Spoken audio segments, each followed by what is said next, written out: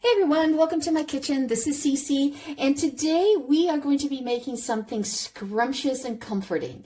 Now, if you're looking for dinner that screams, I have my life put together, well, your sink hasn't seen the bottom of it since like 2024, you have hit the jackpot because this is the most easy thing to put together and it is so scrumptious and it's fancy. You know, people think that it could be something you serve at a Sunday dinner, or even you can put this together easily on a Tuesday night when you get home from school because you forgot to defrost the chicken. Happened there so many times. Okay, before we dive into this creamy onion abyss, let's get into what you're going to actually need to get this together. You're going to need 1 onion, okay? This happened to be 2 small onions, but 1 medium onion, and you just want to cut them in slivers. You are going to need 6 cups of peeled potatoes, and all I did was peel them and slice them about that thick. Some of them are a little thinner, some are a little fatter, but you get the general gist, right? And that was 6 cups. Then you're going to need 14.5 ounces, 15 ounces of chicken stock, 3 tablespoons of butter, 3 tablespoons of flour. We're going to be making a roux. And then we've got some pork chops. Too bad, I should have made pork chops and applesauce, but I'm out of apples and out of applesauce, so couldn't do that. But this is the best next thing. All right, so what we're going to do is take a look at the pork that I have. Now, you could use pork chops with the bone in it. You could do pork loin. You could do rib, rib of pork loin. It's up to you. What I have here is I have a rib, a boneless rib cut. No bone in it, and it's perfect. And you see how nice and thick it is and nice juicy it is. So what I did was, before getting everything prepped, I took out the pork loin, washed them really well, patted it dry, and then I marinated it with some olive oil. I did some celery salt, some thyme leaves, some white pepper, and some paprika, and some salt. And of course a little bit of olive oil. And that's what I marinated with. Now, why did I use those? Is because I'm going to be using that with the potatoes and the onions. It's going to be part of the main dish.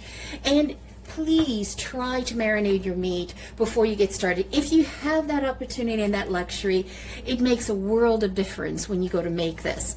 Now, what I want you to do too is set your oven right now to 350 because we want that to get nice and hot by the time we're ready to go. So what we're going to do now is we're going to brown up the pork loin. All we're going to do is brown it off, get some nice browning crust on the outside, and then what we'll do is we'll actually finish cooking it in the oven with the potatoes. Okie dokie, so what we're going to do is just brown them up. That's all we're really looking for. And then if you have any leftover of the pork chops, these pork loins, they are amazing for sandwiches for lunch the next day as well. Just slice them up nicely. And I prefer to use the boneless center cut. That tends to be my preference. And remember, all we really try to do is brown it. Okay, so I put the pan on. Sorry about the noise. We're just going to flip this now.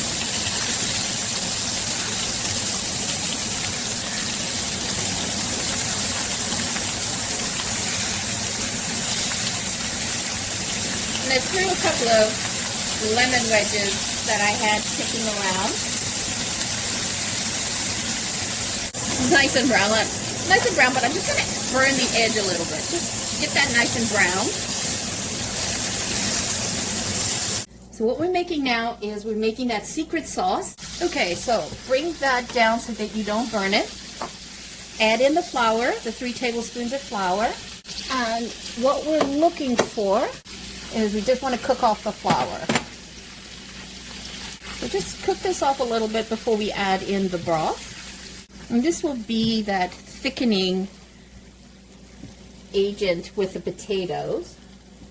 So I've got the stove set to medium. Probably going to drop it a little bit down, a little bit more. Making a bit of a roux.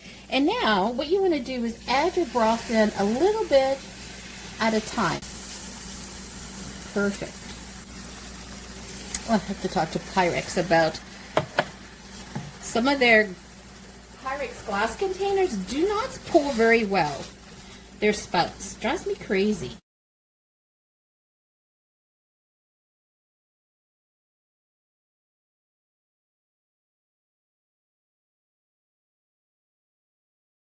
What I like to do is I like to use, if I don't have homemade chicken stock, I'll pick up this, the concentrated bone broth, and then I'll dilute it. So 3 cups of water to one of those containers, and I find it's quite flavorful. I am due to make my own stock soon. And then I have some sage. So again, you can just put in a 1/4 teaspoon of this. Just happen to have some dry sage kicking around, and I love sage with pork. All right, and now we're going to go to our casserole dish, and we're going to assemble the casserole dish. That's it. Alrighty, let's move over. First we want to do is just do a quick spray on your casserole dish. This helps from things not sticking. And remember that we pre-started the oven preheating at 350. And so now what I like to do is a little bit of thyme. Again, layering, right? And a little bit of, I love celery salt. Just adds some great flavor to pork chops. A little bit of white pepper, a little bit of paprika. That's exactly what I use to marinate the pork chops. And then you're just gonna layer these in. That's all you're doing. Just, you can sort of dump them in like that. Layer them up. It's a great thing to prepare ahead of time. And if you got company coming over, you can do this the night before and you're ready to go.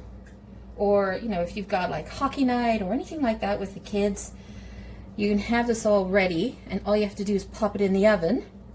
And then you can preset your oven to start maybe half an hour before you get home. And by then, this should be cooked, because it takes about 50-55 minutes in the oven. Okay.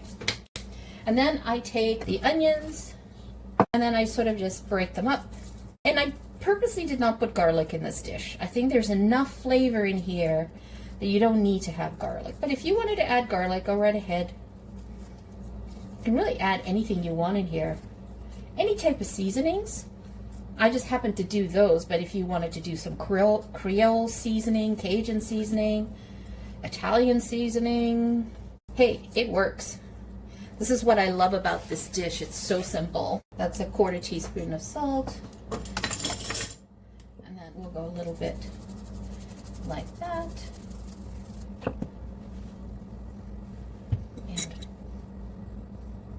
They all amalgamate together. It's so great. All right, so now we're just going to pour the broth mixture, the roux that we made, the blonde. It's gonna have a lot of flavor here. Mix it around. Now, you know, if you didn't want to do this mixture that I just did with the roux, like, you know, making the broth and that, you could open up a can of cream of mushroom. What I'm going to do is I'm just going to give it a good stir so that all the potatoes get some sort of coating to it. And now we're going to nestle the pork chops. Just place them on the top. You can see how exciting this is, isn't it? And do not get rid of that, because we're going to pour that over the meat. So yummy. Exciting. Let's go ahead and just pour that over. That has got so much flavor. Let's do this one. That looks so good. It's not even done yet, but it looks amazing. All right, and our next step is to cover it with foil. And we're going to cover it for foil, put it in the oven at 350 for 55 minutes.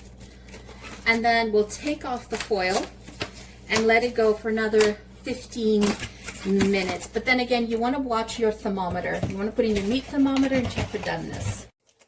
And by the way, this paprika I'm using is sweet paprika. I am not using smoked paprika. All right, let's put that in the oven.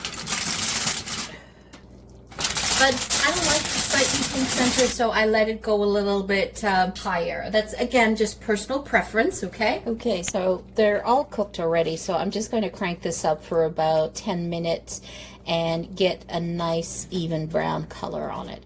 Okay, let's see what this looks like. Look at that. So yummy. Let's take a look at that. Look, and let's move this over. And look at the scalloped potatoes. Doesn't that look so yummy? Oh, I am excited. I do like a good casserole. I find casseroles so comforting, and it is something that feeds a crowd really quickly, and it's just tasty. And this is something that I can pre-make and then just have it ready and just pop it in the oven when I need it done. So you could get them to the point where I had them the meat partially cooked, and then you could cover it and you could freeze it that way. All right, look at that. So let's try this. So let me try the potatoes.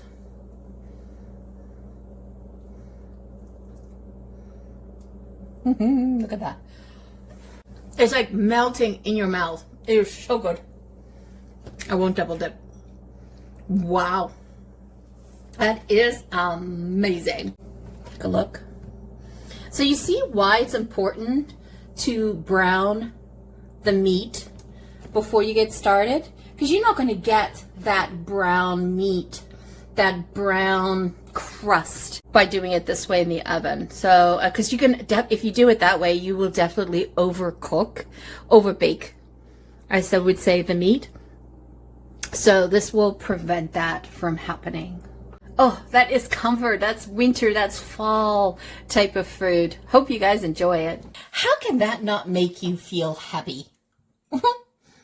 Like, that makes me feel happy. Super, super happy. Because look at the sauce that we have here with the onions. And then what you'll do is you'll put this on, you put a pork chop on the plate, and then you just simply put the potatoes at the bottom, put that on top, and then just use this beautiful, and just drizzle over the meat like that. Wow.